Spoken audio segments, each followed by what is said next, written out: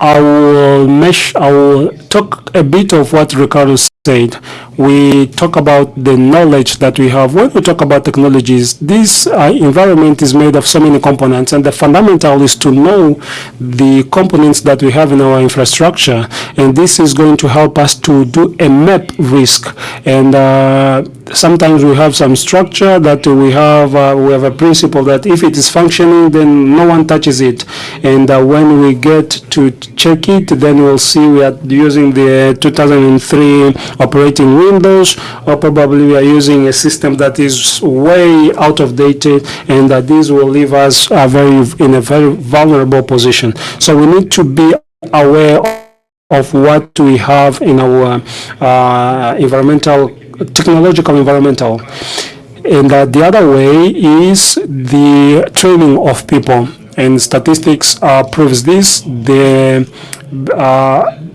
The weaker side is us humans, and I can have an example like from yesterday to today. I will see so many. I saw so many photos of people who were taking pictures from our badges, and these badges have a QR code. I didn't know what the QR code was, but I saw that so many people were posting some pictures of our badges. I understand that people like were okay. I'm proud because I will be an event of a technology, but we were exposing some corporative data and personal data because I did not see anyone covering the QR code, because there are so many important data there and people could use that information to create another badges so that they can use it and get into the event with those false badges. So what does it happen? How do you mitigate the risks against attack of people? We need to prepare people. We need to prepare them from the basics knowledge until the most advanced one, so that they can know the risks that they go through when they share applications, or probably when they get into apps that they did not know, using the personal PCs in the environment. There's an attack where it is called man in the middle. It's an interception of the communication, and normally it happens when we get into a Wi-Fi, when we get connected into Wi-Fi that are not safe. And how do I stop doing this? I will stop doing it if I know that I'll run the risk. But if I don't know about the risk, then I'll just go. So we need to know that we are all at risk. This is a fact. We all will be, or possibly will all be, as targets of cybersecurity attacks. And so we need to train our people, our colleagues, our employees, so that they cannot go through this threat of cybersecurity.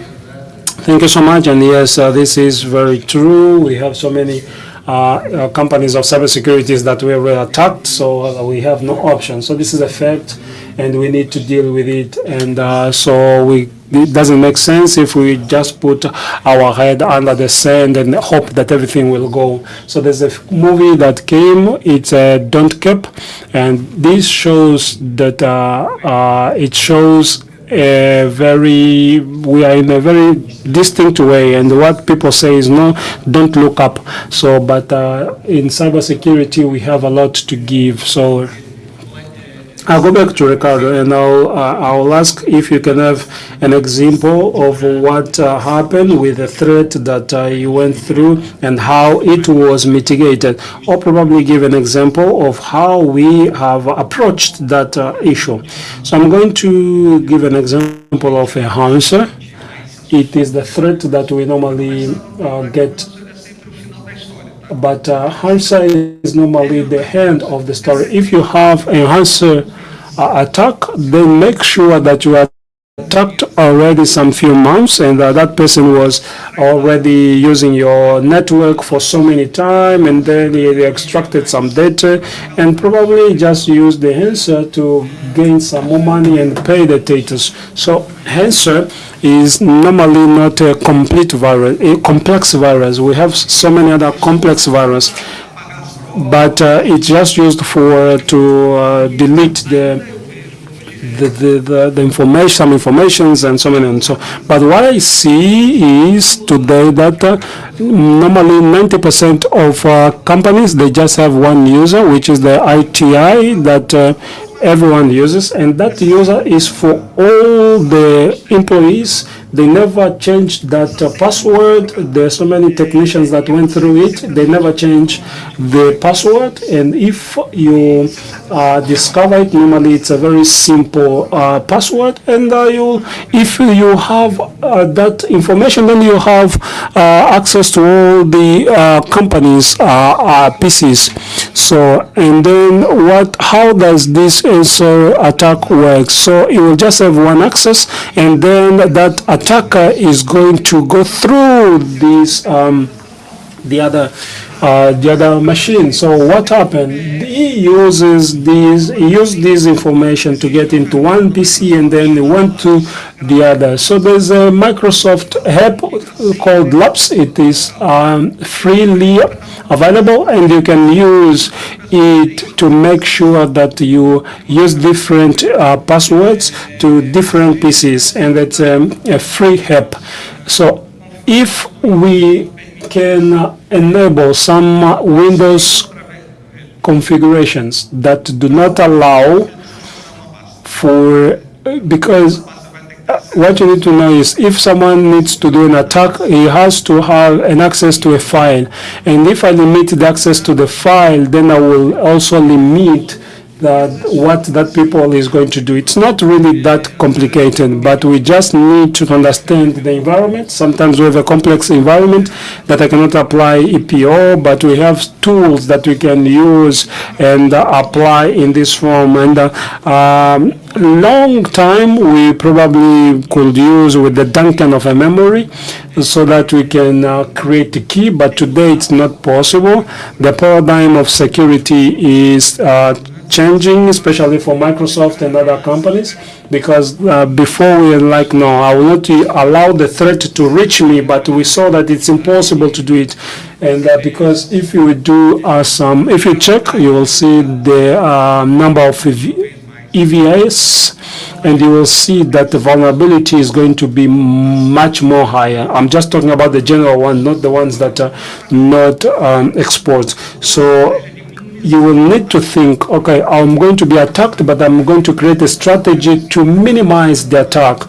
And someone will, if I'm attacked, then you will not do anything again beyond that machine, because the data are encrypted, and the person is not going to be able to use that information to another place. So this is an effective way with a very low cost be compared to the strategies that we have today. I don't know if I was able to answer the question.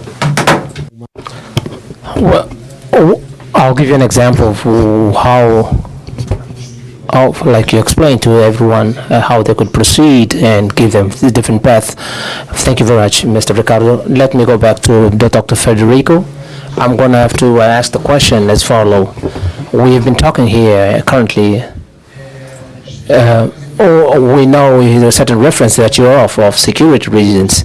We're talking about we're looking at least 800 SP 800 and so forth. There are so many references that would allow us or permit us to oversee all those issues and have them confirmed and not forget anything at all, because there's whether or not we still have to have a safeguard angel, but luckily no one has ever knocked on the door so far, probably because all these references that I've mentioned. What references can we make use of and guide ourselves and define strategies to be more aligned with all these cybersecurity issues? Well, we could look in for businesses issues and the contents and maturity, because the references that we've mentioned, or maybe mentioned three, although there are seven, NI, SSF, and siege and controls, they are completely different. While there are so many controls, some of them are so similar, but they're completely particularly different but in terms of process-wise, and they have somehow complementary. There's some similarity amongst them. For instance, a siege and CP controls is more technological and in terms of limits, and niche is mainly focused, or probably focused, into operational ambient in for factories and so forth, and telecommunication sectors, more physical ambient. So I believe that more good part of the users of controls that embark in all three protocols that I've mentioned, but are those that are mostly interested, that complement themselves, and they have completely different objectives.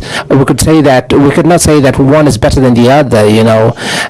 We could say that they're somehow similar. For those that wish to use them personally, they use more CP controls, and those that use more operation-wise, we could mainly use CT for businesses and so forth in the business world. And if there's OT and so forth, it's more interesting for us to use NIS instead of the others. Perfect. Well, the idea is that we could give some references for the people to start to apply them, or apply something. I want to ask Dr. Flip, although you have a very broad experience, in terms of the references that I've mentioned, what do you recommend if a company decides to start, in terms of to guarantee that everything in conformed for the users, and using their passwords, and for reviewing the reviewing process and so forth, all those combined issues, and some of those softwares do bring certain informations related. What is your information or point of view of it? Well, this needs to be a drink, sort of a cocktail, in my opinion, because I believe that one simple method, one single framework is not possible. Dr. Frederick said that there are four references. Some are more processual and some are more technological. In my opinion, in our experience, the demand, due to the number of years we're in the market, most of the companies have been using with SAP.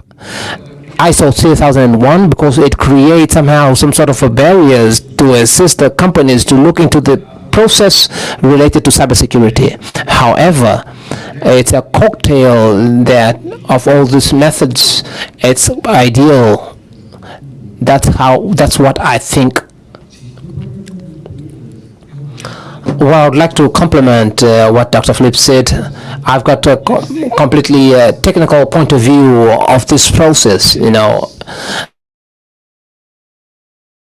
It's a very good thing for us to start doing when we start to balance, because it has more controls to be implemented, and all of them will end up being leading to ISO 7000. And normally, when we have a project of such nature, we recommend them this process control, which is more simple. They already have its own frameworks and already has its own tools for measurement. So when we start working with the ISO 3000 software, which does not only involve the technological side, but there's so many other areas that it covers the entire companies. You can get in touch with other areas to convince them, especially those that IT department, to start participating in those processes. ISO 7000 is very crucial in terms of credential control, who comes in and who leaves out, and who goes through the HR. So all this, it's aligned, and it takes a while, but it does not somehow hinders the technical side.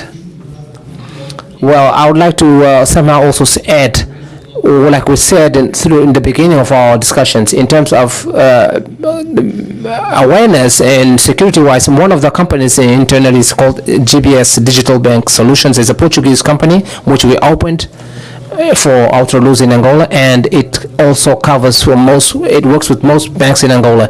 And a few years ago, one of the banks got in touch with us and told us that anything was happening on in terms of auditing, and they requested. So I want to ask us how many privileged users are available in this, and we say, well, we're not aware. So then we asked them again, these users, are they all centralized in the directory drive or through the ISM 4000? And they said, well, we don't know. So there are certain steps of the conscious or awareness which is fundamental before we look into technical issues or any other issues related, which is very crucial and important too, we understand. But we try to simplify everything, but we need to have awareness of, only then we'll be able to know the risks involved.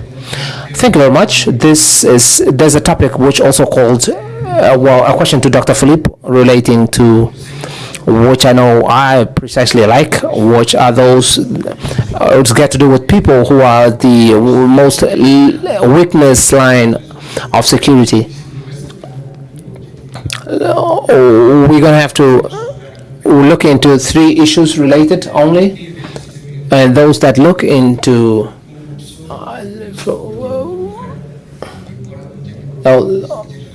although I'm not, basically, if you allow me, one of the famous hackers also did that. He was a social engineer that he used to work, but behind the closed doors, he used to go for informations. But that was in the 80s, the methods of the 80s. So if you talk to this hacker again and asked him, the methods that used in the 80s and now nowadays, do you think it's still possible for us to make use of? I beg your pardon, they're talking very fast. I'm trying to catch up what they're saying. Well, it's quite annoying, when we talk about all those data informations. It helps us a lot in our day-to-day activities, in the fact that in so many environmental technology, in so many sectors, they have their servers where the rooms of the servers are open to everyone. Everyone has access to it. That's what used to happen in the 80s. And those hackers that dealt cyber technique, now they used to have access to those. And one of the hackers, Mr. Kevin Hicknick, was a hacker, a very small hacker. He went to jail, and then he became a FBI consultant. And then this young boy eventually ended up working for FBI and helped them in so many marvelous investigations cases. And he was able to hack very extreme certain hacks in certain social areas. When we're talking about the QR code, because we need to take a photo of our QR code and post it. So this hacker also used to hack the social apps. So sometimes he used to get access to those QR codes from his colleagues' business cards and so forth, and then he ended up having access to all those informations, to what exactly he needed. Well, that's one of the reasons we need to always give awareness to our staffs, to the people, of the risks involved. Continue alerting them. Okay, let me ask the last question to Dr. Philippe related to artificial intelligence. So what exactly does that mean? And how can we overcome the artificial intelligence nowadays? Well, I believe that we need to maintain focus. They are, let me give you 2 examples. In our bank, where the artificial intelligence has been helping so much in the banks in terms of feedbacks. and for us and so many hackers use artificial intelligence for phishing, and this may also affect the HR. And one of the some of them may use artificial intelligence for attacking their clients. And two examples that I might provide to you is one of them is that due to the methodology of the type of attack that you're receiving, the feedback that you may provide to them, whether it's either through process-wise, through artificial intelligence. So our software may assist you and help you choose the best methods to apply, and either coming from those that are directly involved in those attacks, and to guarantee those security of those involved, and also add value. And the second point, what I would say is that, let me give you another example. It's got to do with how is it possible for us to use artificial intelligence to as a standard in a company. Either if you receive 50 or 60 emails, this artificial intelligence can assist you to identify the standards through analyzing the IPs, the domains, and so forth, and give you certain feedbacks that are very important.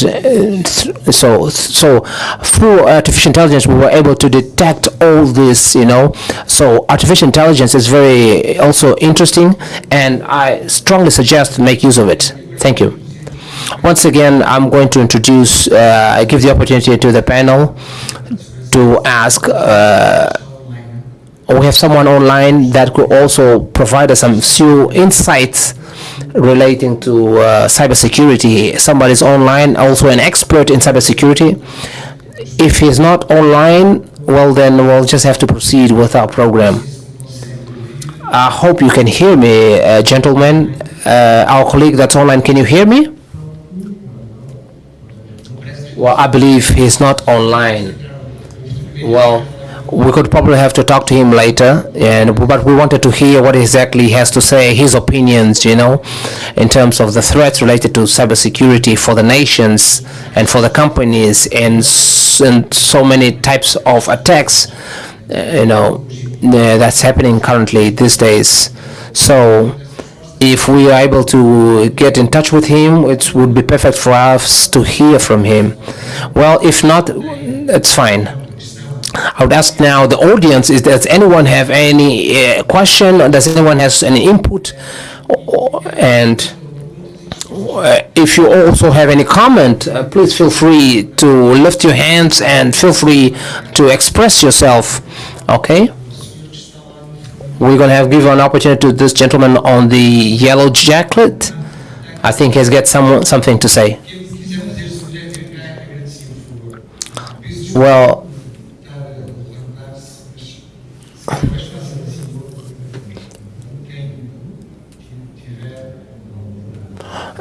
good afternoon.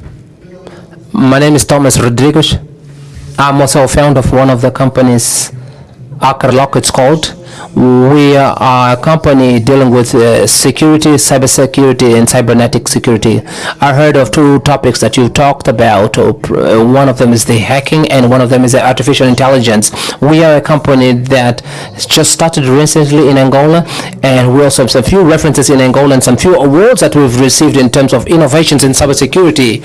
And we will also received a praise as one of the best startups of security. And something that called to my attention, what you've mentioned, is the exhibitions of digital. Once you start using the apps, and most of them are the internal systems of certain companies. You also mentioned the terms of the CBIs.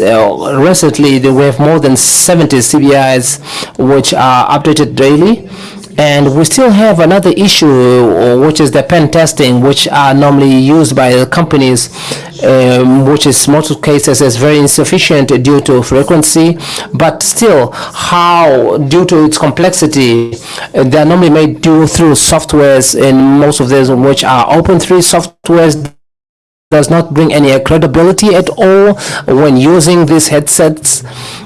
So I want to know from you, since you are the experts, how do you see in terms of the hectic from avoiding them or from stopping them from happening? These companies, and most of them are normally hacked, and it's not very beneficial and crucial for the companies. So what do you have to say? What is your point of view on that? Thank you. Well, does anyone want any of you? Is any of you interested in replying or giving feedback quickly? Well, quickly, I will reply to you in 2 minutes. Practically all the processes that you may have in a company implemented.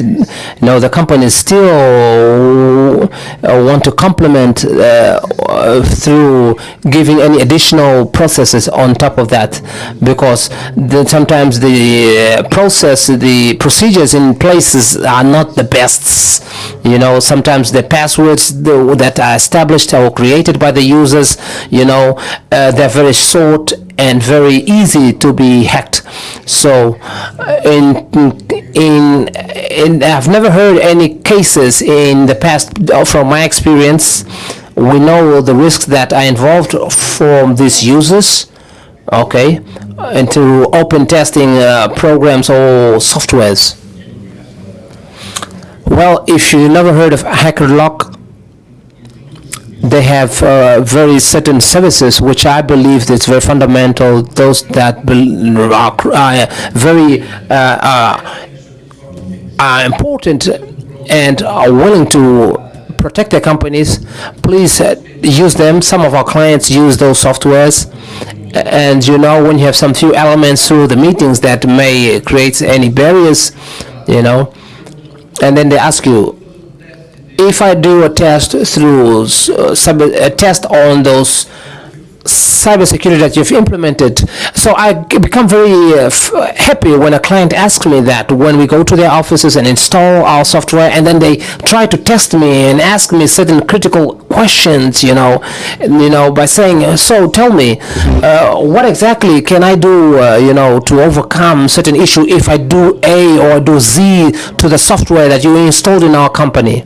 So I always tell them, well, that is very good. I always enjoy when clients bring forth, additional informations, when clients are willing to question me on this. So if you install, for instance, Linux on a laptop and you ask them what's an IAP, they don't know. And if you ask them certain things, so they know the softwares that they're using, but somehow they do not know what's the real usage of, what does it serve, or for what is the purpose behind it. However, if we want to look into more technical issues, all right, me and Mr. Ricardo, we understand a lot about it. For those that do not know, the word hacker means that those that think outside the box, those that willing to do things outside of the norm, outside of the standards, outside of the procedures, okay? So what I see as a problem for Pentex program, well, I may ask myself, maybe I'm going to do a Pentex black box and that allows so many things go through. Normally, those that developed IP, they did not think or plan. I worked in a company in Brazil. We had the opportunity to create a framework for minimum security of IBMs, and I believe Pentex is fundamental for us to do, but it needs to be done through time. The companies in Brazil that normally do tests for 40 hours, we normally stop and ask them, what's the need for us to do that? We need to do a review or revision. If we're doing a Pentex after all the countermeasures I've taken, and that cannot be a black box and so forth. So we need to think again outside of the box, outside of the norms, and we try, prior to that, we normally try to apply another application and send the programmer that's going to do the Pentex and ask additional assistance for those that are also involved on those type of services to analyze whether the architect of my services is in conform or in norm, because sometimes it might not be adequate and they may have forgotten the name or forgotten some additional information and so forth. We know there are already so many APIs that is being served in clouders, in other cloud services providers. So Pentax is going to show you the problem, where it is, where it lies, So if we start doing delivery, for instance, I start analyzing the Pentax installed, so in order to be more automatic, and all that my program is going to tell me, So Pentax, I think it's very crucial, very important for companies or for certain firms, although certain companies find it very expensive and say it's not necessary, we don't need that type of service, But I believe it is very important, very crucial, and very interesting. Well, we are running out of time. We are running out of time now. And I wanted to hear one more question from one member of the audience. Does anyone else have any question in the audience? Well, I'm a public employee. I have heard everything that has been said, and I've indeed enjoyed when we're talking about cybersecurity and security for information. We're talking about technology, and there is a need for personal to always have know-how to make use of this technology. I have two questions. First question is, I want to know what type of evaluation have you done in the Angolan cyberspace? Because last year, and we also followed up in certain incidents that that happened in certain public institutions, and so many information that were exposed on those hardwares. So, what type of what's your point of view on the cyber ethics of the Angolan? And the second is, if you could give me an example of some few tools or solutions or open sources, because we have crucial CMs and so forth. Thank you. Well, that was a very good question, and thank you. Well, we'll try to be very quick if possible and try to ask Mr. Philip to reply to that. Thank you. Well, we also want to hear Mr. Frederick's opinion and Mr. Ricardo, but we'll start with Mr. Philip. Very quickly. Well, in very pragmatic form, the ecosystem in Angola, it's something very peculiar, because we have Angola, a country that has been more connected recently. We have Angola that of 5 years and 10 years and 15 years and 20 years ago it was completely different. Angola is more connected recently. We have more access to more technology, more connectivity compared to the past, and we are more exposed through installation. That's one of the reasons Angola is in the fourth in the ranking of countries that is constantly attacked in the continent. So my point of view is that we need to have I could say that Angola's ecosystem, it's very vulnerable from my point of view. Well, let me also be more objective. First, we have an open source, and then just the fact of being an open source, or it doesn't mean that it's let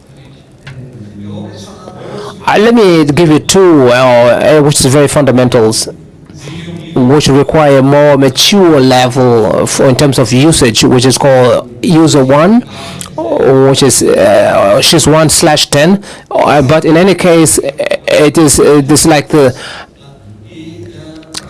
berry on the cake. Anyway, I also wish to recommend one of the sandbox, which is open source, which is very artificial and very crucial if it's well implemented or installed.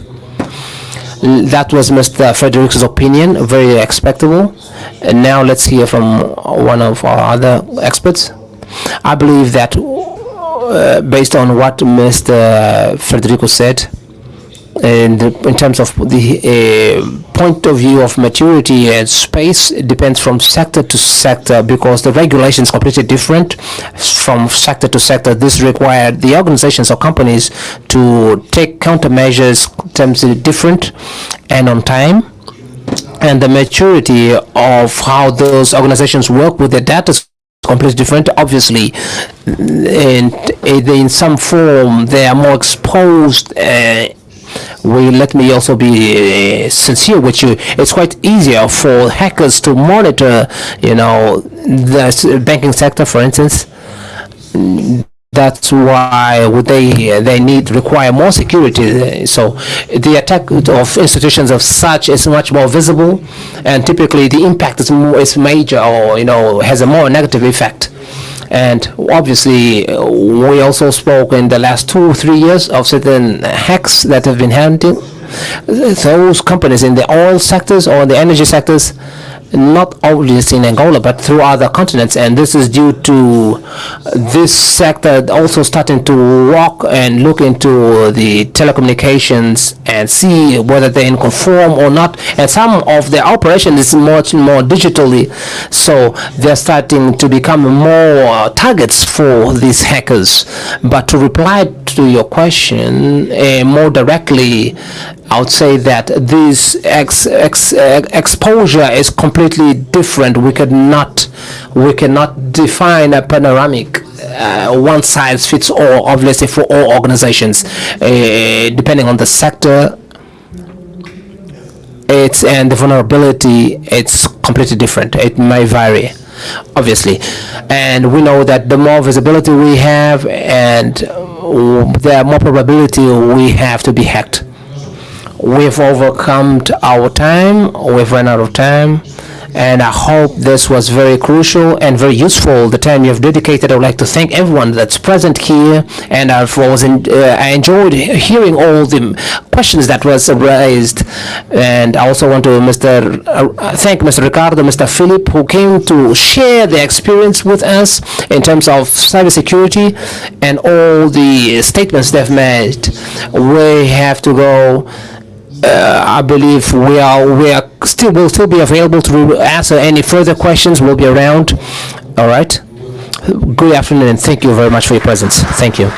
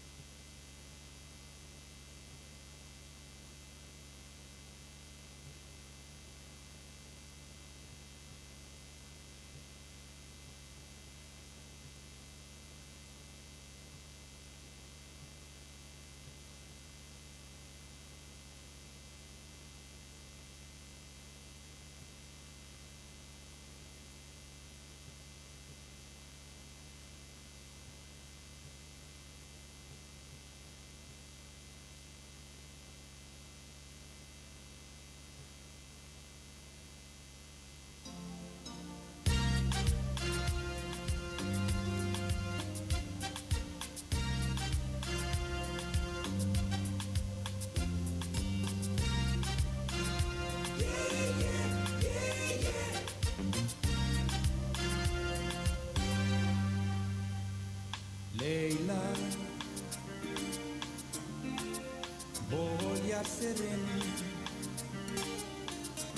transformando tudo minha vida bem, facilitando estou. Para nunca morrer de amor. Lembra, não tá nesse mundo para viver. O amor sem preconceito vem, mami, não disputar. Esse sentimento honesto.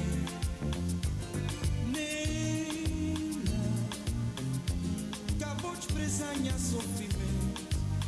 Oh, baby, tá zelado nós felicidade.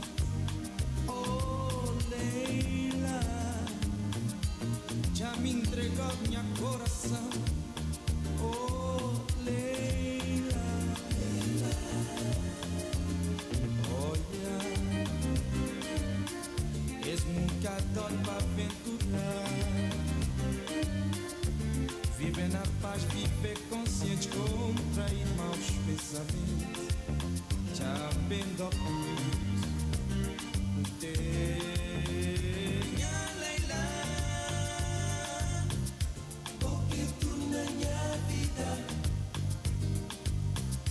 revela mesmo segredo. Já dava tudo por ter, minha Leila.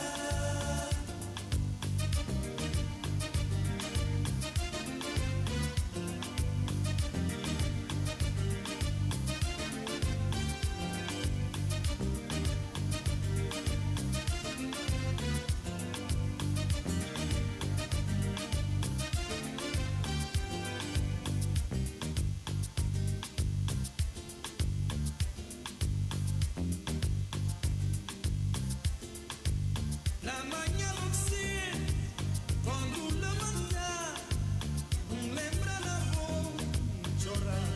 Minha vida continua, dia da manchê, vou fazer acordar, levantando chorar.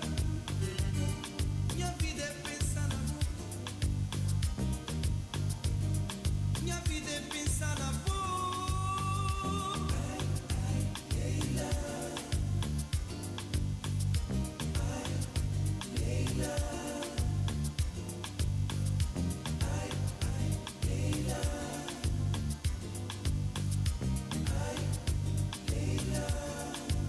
La manhã não sei quando levantar, lembra da vou chorar.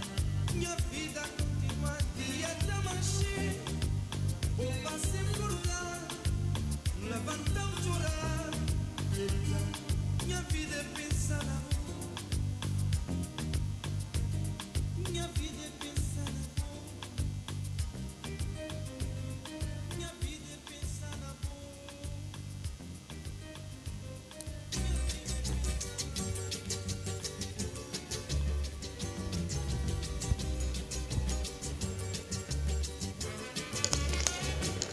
Esse amor de hoje em dia é um amor de porqueria. Olá? Ok.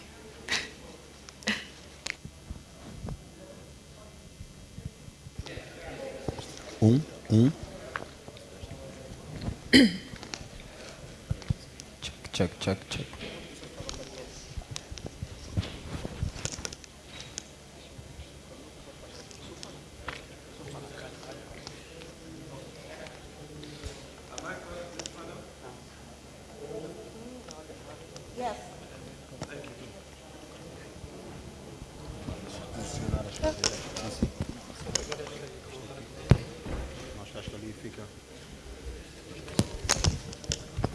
Tem uma outra.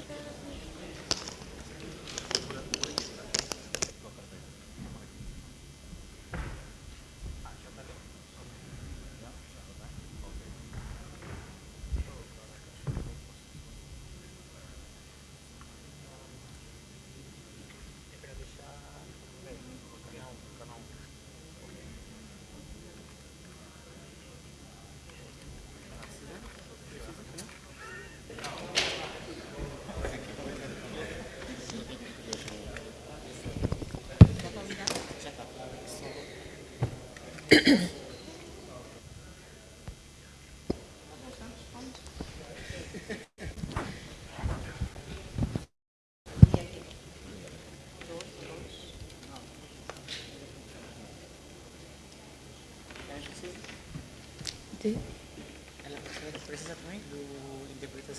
Não, não, obrigada também.